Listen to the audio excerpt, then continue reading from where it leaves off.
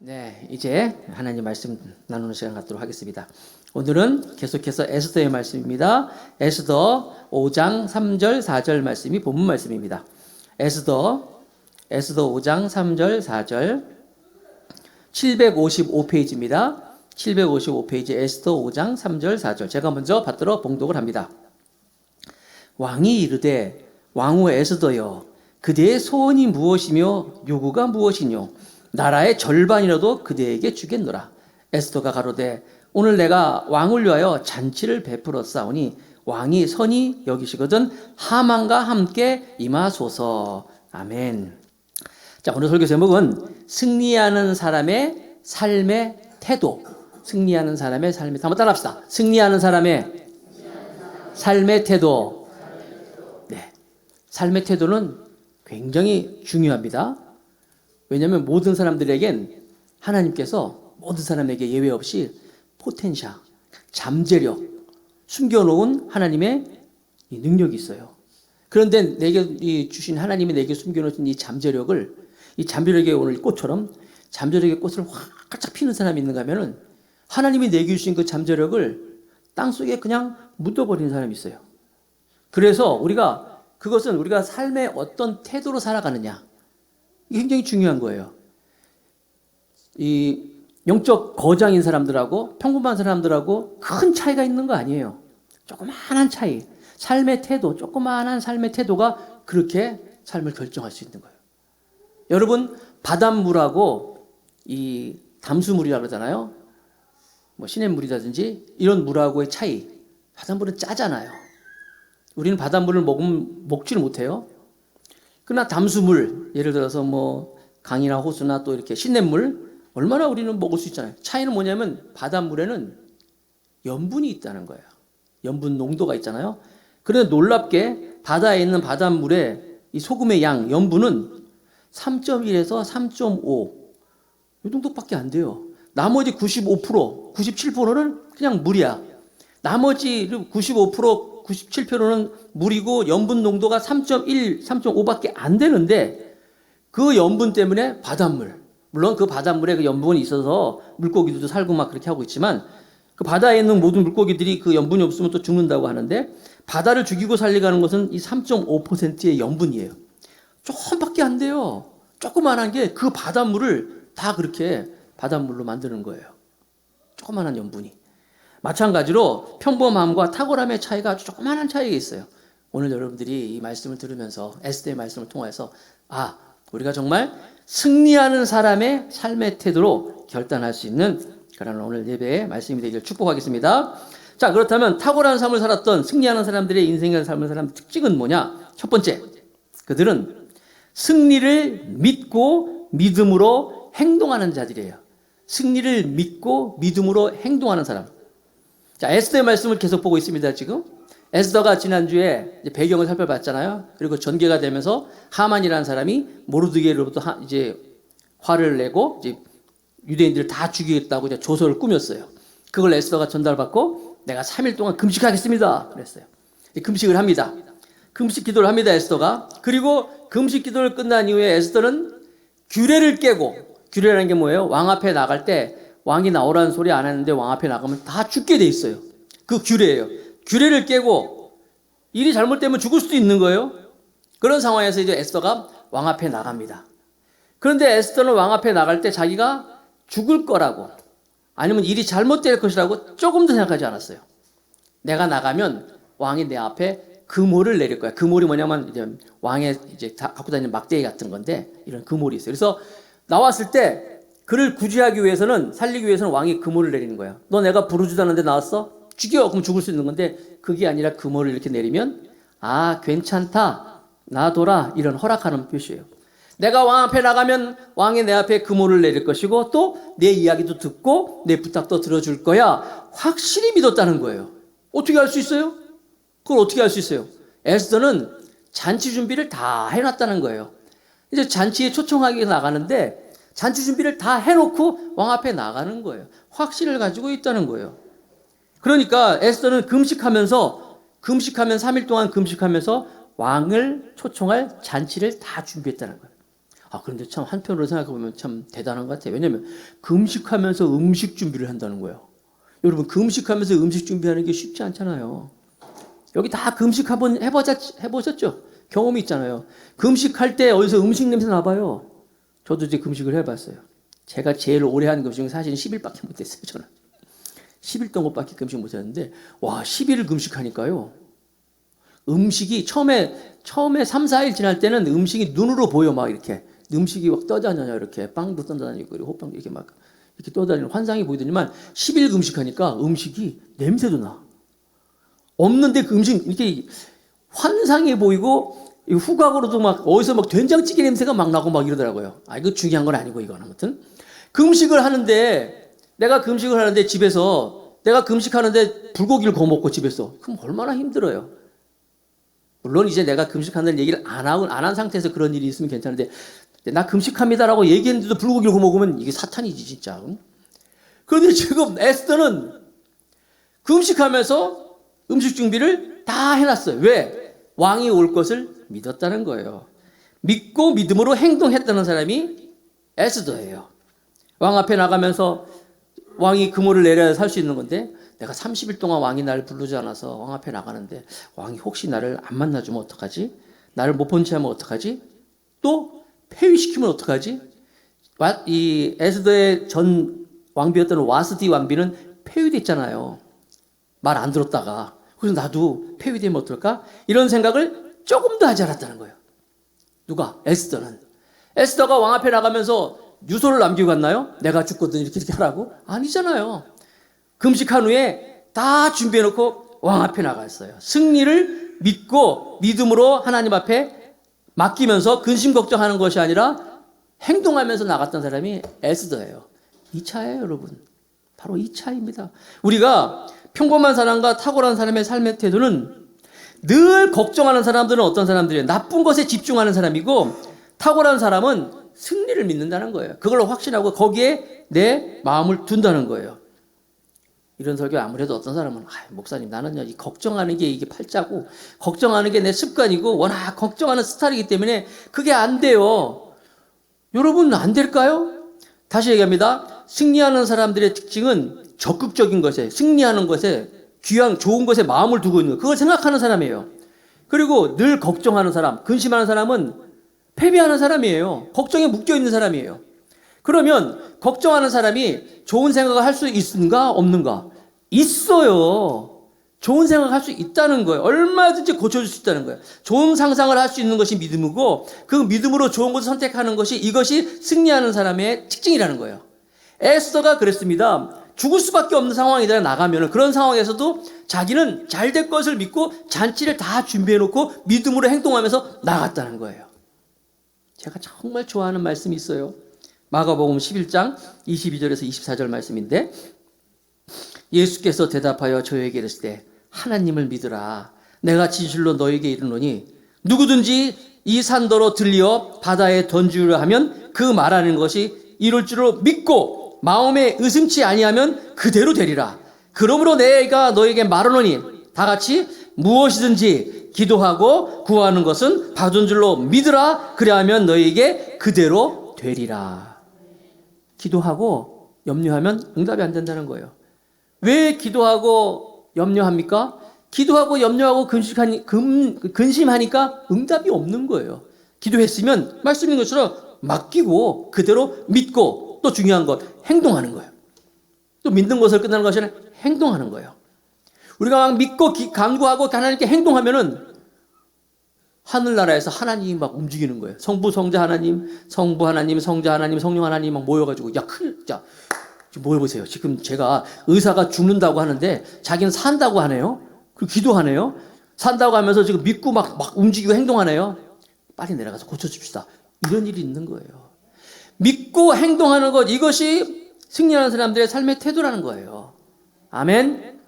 미국에 타라 홀랜드라는 여성이 있는데 2년 연속 플로리다주에서 미스 플로리다에 떨어졌어. 2년 연속 떨어졌어요. 그럼 포기해도 되잖아요. 우리나라도 보니까 미스 코리아 같은 거 준비할 때 보니까 대단하더라고요. 우리가 생각하는 거 상상 이상으로 준비하더라고요. 아무튼 열심히 준비했는데 떨어져서 포기할 만도 하는데 다시 목표를 정합니다. 그리고 그 목표에 온 신경을 다 집중하면서 지역 대회, 주 대회, 미스 유니버스, 미스 월드 그 대회 모든 그 녹화 테이프를 다 준비했어요.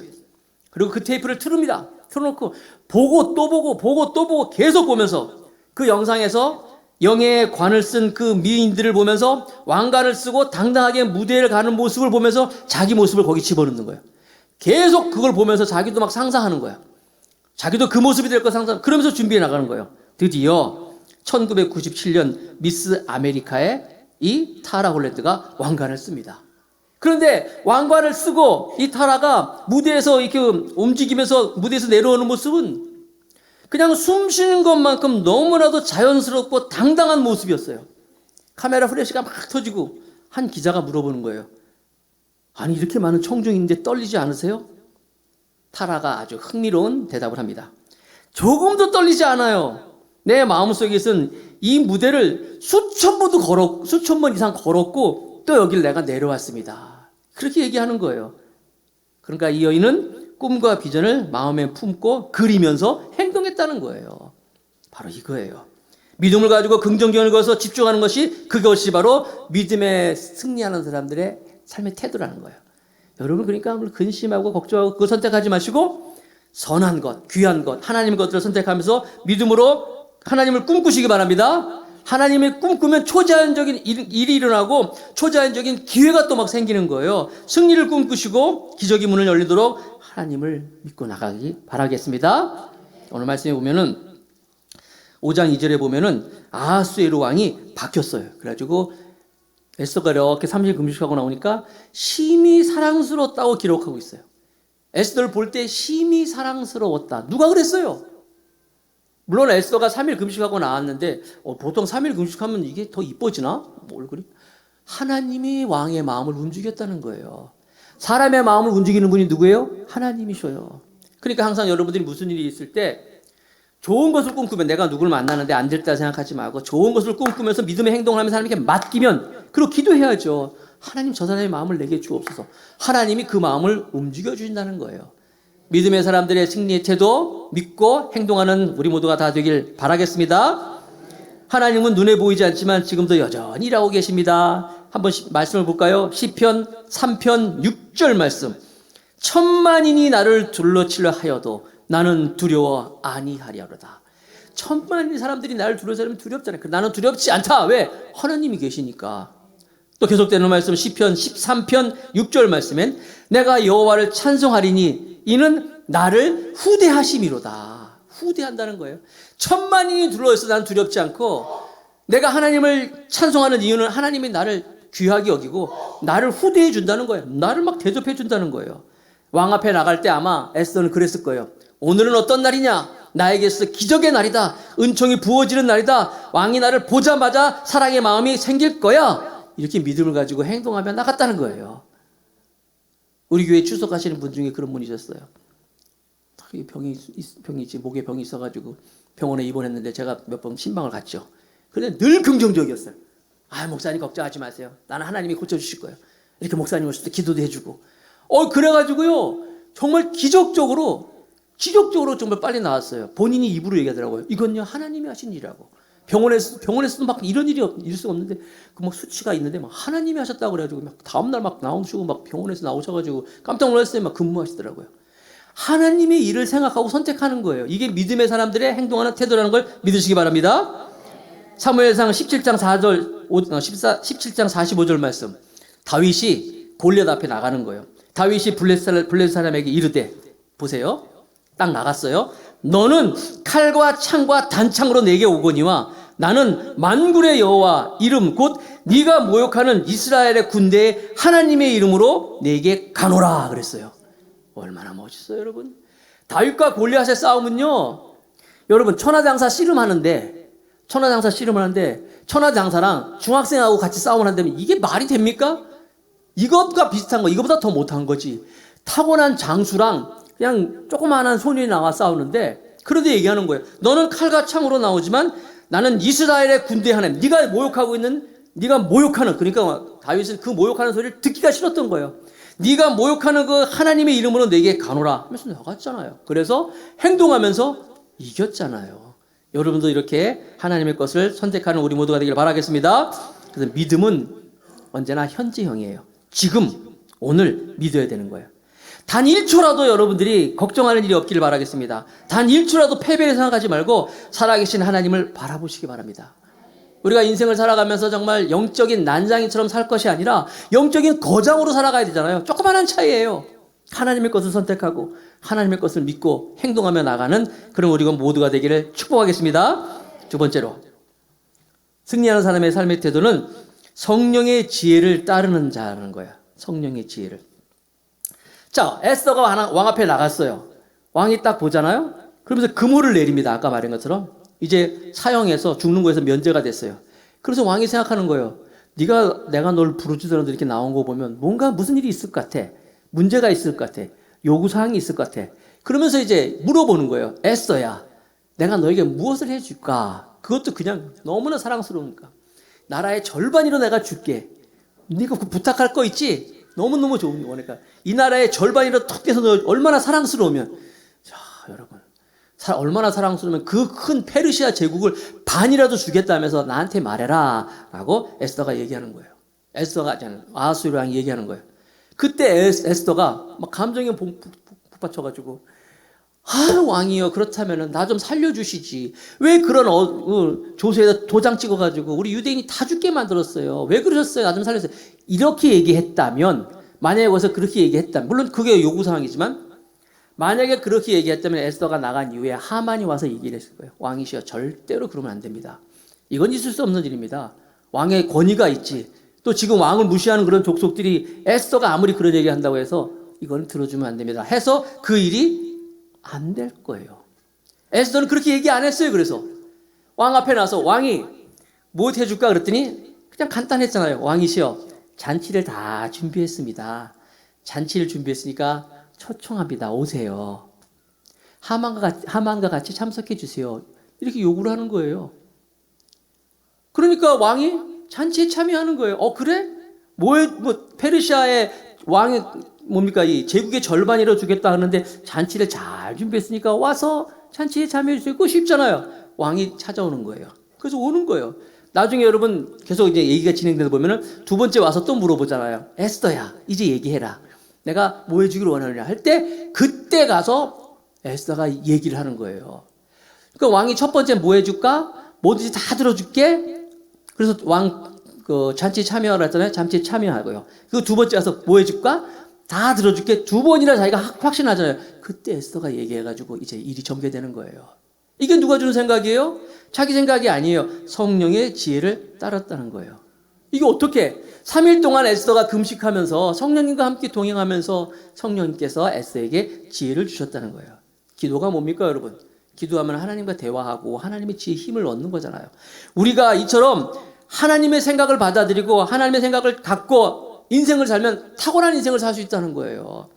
내 생각을 갖고 내 방법을 갖고 내 지혜로만 갖고 판단하는 것이 아니라 기도하면서 하나님의 생각을 가질 때 하나님이 우리의 인생을 평범한 인생이 아니라 탁월한 인생을 만들어 주신다는 거예요. 1741년 겨울에 핸델 56세의 나이에, 저랑 비슷한 나이네요. 이 나이에 병든 몸을 이끌고 산책을 하고 있었어요. 40년 동안 음악 활동을 하면서 영국과 유럽에서 많은 영광적인 세월을 했지만 현실은 지금은 가난과 질병으로 비참한 인생이었어요. 왜냐하면 그동안에 그가 이제 곡을 발표하면 곡은 좋은 곡이었어요.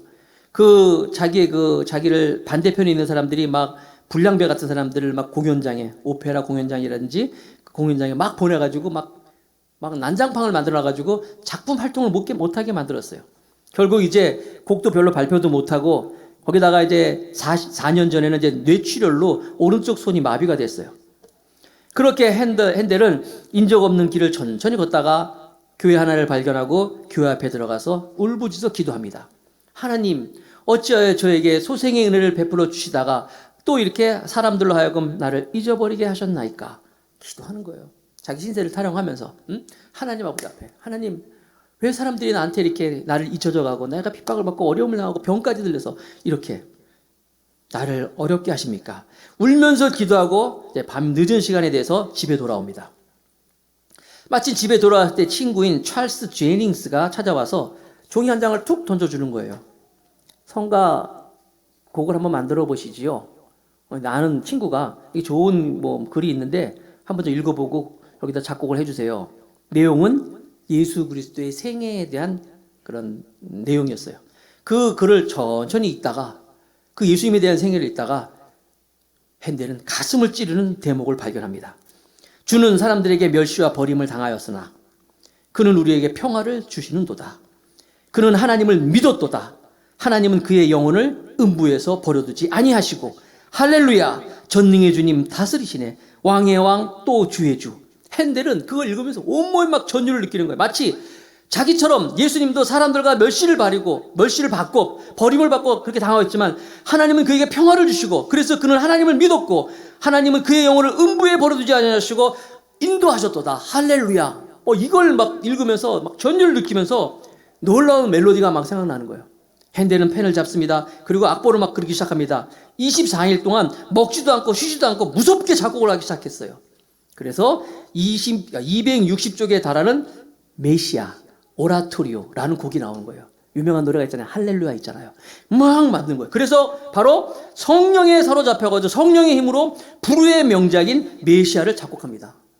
여러분 이 곡이 처음에 이제 아일랜드의 더블린에서 초연이 됐지만 1743년 런던에서 연주를 할 때 이게 연주가 될 때는 국왕인 조지 2세가 그 곡을 막 듣다가 연주가 막 되고 있는데 듣다가 너무나 감격해가지고 이거는 사람이 할 수 없는 거다. 이거 하나님의 음악이다. 그래가지고 이 조지 2세가 국왕이 벌떡 일어나 버렸어. 왕이 일어났는데 어떻게? 신하가 또 다 일어나 버렸죠. 신하들이 일어나니까 어떻게 해요? 거기 있는 모든 관객들이 다 일어났어요. 일어나가지고 그 노래를 듣기 시작했어요. 그래서 우리가 핸델의 오라토리와 할렐루야가 나올 때는 다 일어나는 거예요. 그렇죠? 일어나잖아요. 안 일어나면은 에티켓이 없는 사람이야. 예의가 없는 사람이야. 여러분 한번 상상해 보세요. 내가 만든 노래가 연주될 때, 내가 만든 노래가 나올 때 모든 사람이 다 일어나야 된다. 전 세계에 어떤 사람이든지 그 노래만 나오면 다 일어나야 된다. 얼마나 대단해요. 누가? 핸델이 그랬어요. 그런데 이게 어떻게 해요? 성령의 능력으로, 성령의 감동으로 이런 곡들이 만들어졌다는 거예요. 우리도 마찬가지입니다, 여러분. 하나님께 기도하고 믿음으로 행동하면요, 하나님 우리에게 성령의 생각을 주시는데 성령의 생각을 잡으면 탁월한 인생을 살 수 있다는 거예요. 나는 오늘 예배에 참석하신 여러분들이 바로 이와 같이 성령의 능력을 가지고 자유와 행복을 누리고 그 성령의 능력으로 탁월한 인생을 살 수 있기를 주님의 이름으로 축복하겠습니다. 아멘. 세 번째, 승리하는 삶의 태도는 항상 기뻐하는 자야. 항상 기뻐하는 것. 승리하는 사람은 감정적으로 인생을 망치지 않지요.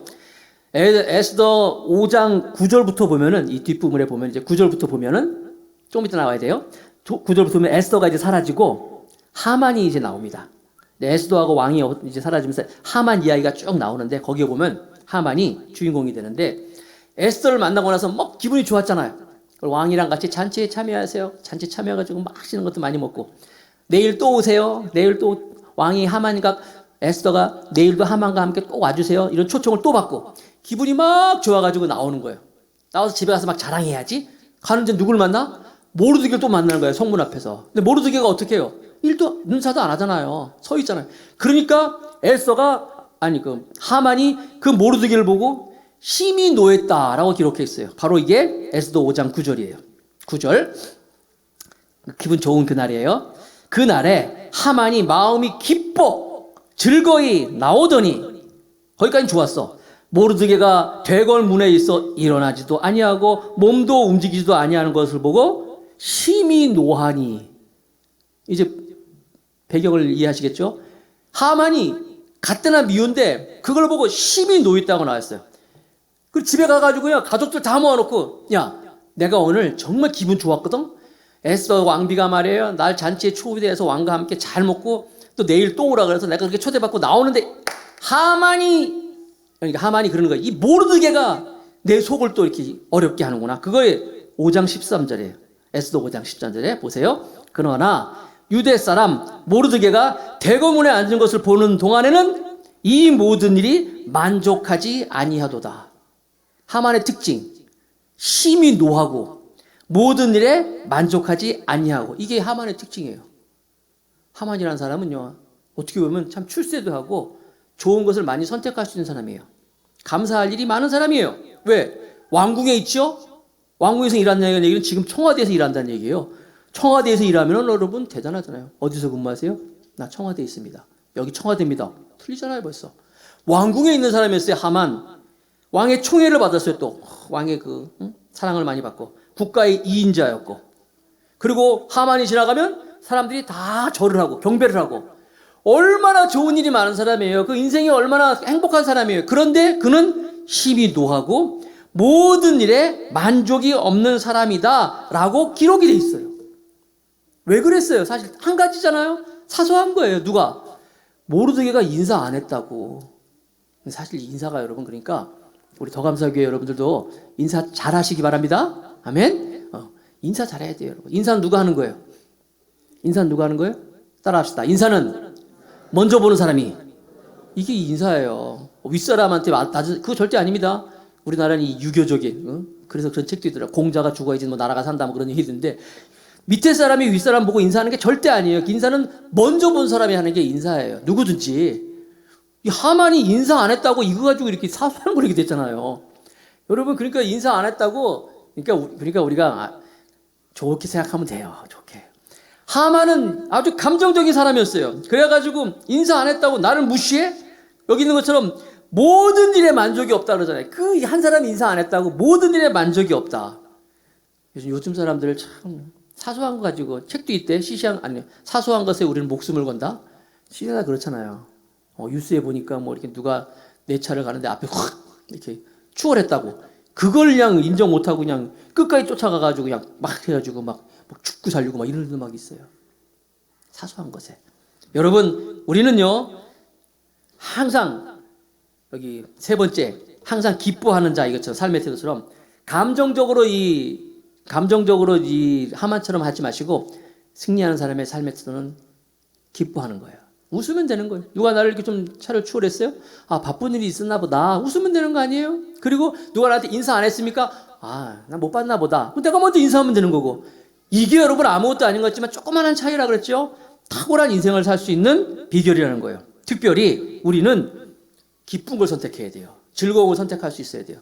하만은 모르드게가 인사를 안 해가지고 이게 모든 것이 만족이 없으니까 집에 가서 식구들 다 모아놓고 친구들 모아놓고 모르드게를 죽여야 되겠다. 그냥 죽여서는 안 돼. 장대를 높이 세우고 50규빗이라고 했어요. 규빗이라 한다면 길이가 여기서부터 여기까지예요. 이게 한 규빗이라 그러는데 50규빗, 그러니까 높이를 하자면 50규빗이면 한 23m, 25m 되는 거예요. 25m 되는 건물로 치면 7층 높이입니다. 아파트 7층 높이에 되는 거야.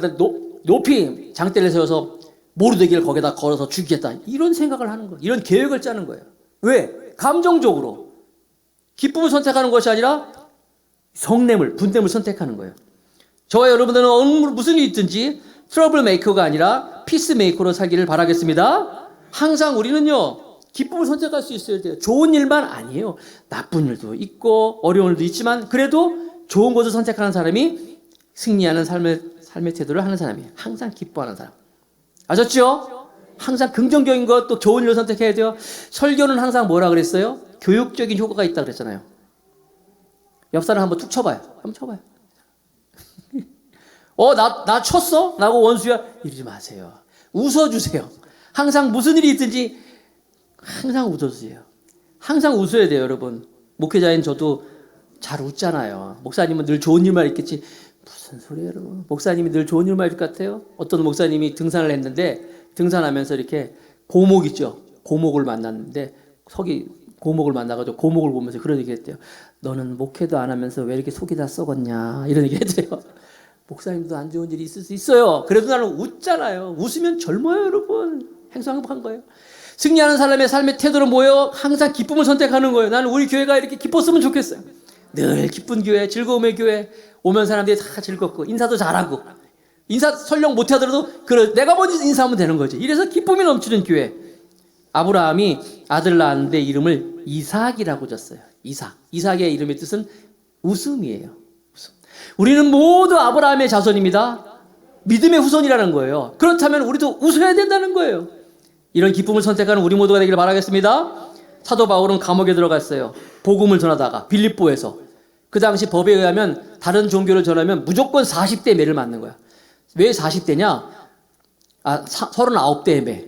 40대에서 하나 가만. 40대 맞으면 사람이 죽어요. 죽기 직전까지 때린다는 거야. 그게 39대야. 40에서 40에서 하나 가만 매. 바울이 그 매를 맞았어요. 그 매를 맞고 빌립보의 감옥에 갇혔는데 찬송을 부르네요, 여러분. 감옥 안에서 여러분 찬송을 부른다는 건 뭐예요? 정말 절망적인 상황에서, 어두운 상황에서 찬송을 부른다는 거 아니에요. 여러분들도 마찬가지예요. 절망적인 상황에서, 어려운 상황에서 여러분 기쁨을 선택한다면 감옥 문이 열려버리는 거예요. 옥문이 열렸잖아요. 나는 이런 일들이 여러분의 삶 가운데 있기를 축복하겠습니다. 말씀을 정리할까요? 승리한 사람의 삶의 태도는 조금만 다르다고 했어요. 그 조그마한 차이가 뭡니까? 그것은 바로 믿음을 선택하고 믿음으로 행동하는 거예요. 내 지혜로 사는 것이 아니라 성령님의 지혜로 살아가는 거예요. 항상 기쁨을 의도적으로 선택하는 사람이에요. 이렇게 살아가는 사람. 자, 오늘도 주보를 한번 볼까요? 자, 주보. 요약을 제가 했어요. 승리하는 사람의 삶의 태도.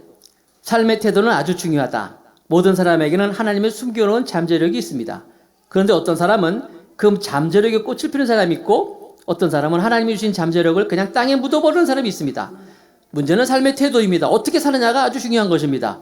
승리하는 사람은 삶의 태도는 평범한 사람들과 다릅니다. 첫 번째, 승리하는 자는 승리를 믿고 믿음을 선택하고 믿음의 행동을 하는 자입니다. 염려로 행동하는 것이 아니라 절망을 행동하는 것이 않고 승리를 행동하는 것입니다. 두 번째, 내 지혜로 살지 않고 성령의 지혜로 따라 사는 사람입니다. 세 번째, 항상 기쁨을 의도적으로 선택하는 것입니다. 하나님 우리가 실패자로 살기를 원치 않으시며 승자로 살기를 원하십니다. 우리 안에는 우리가 알지 못한 하나님의 큰 잠재력이 숨겨져 있습니다. 하나님은 믿음으로 그 잠재력에 드러나기를 원하십니다.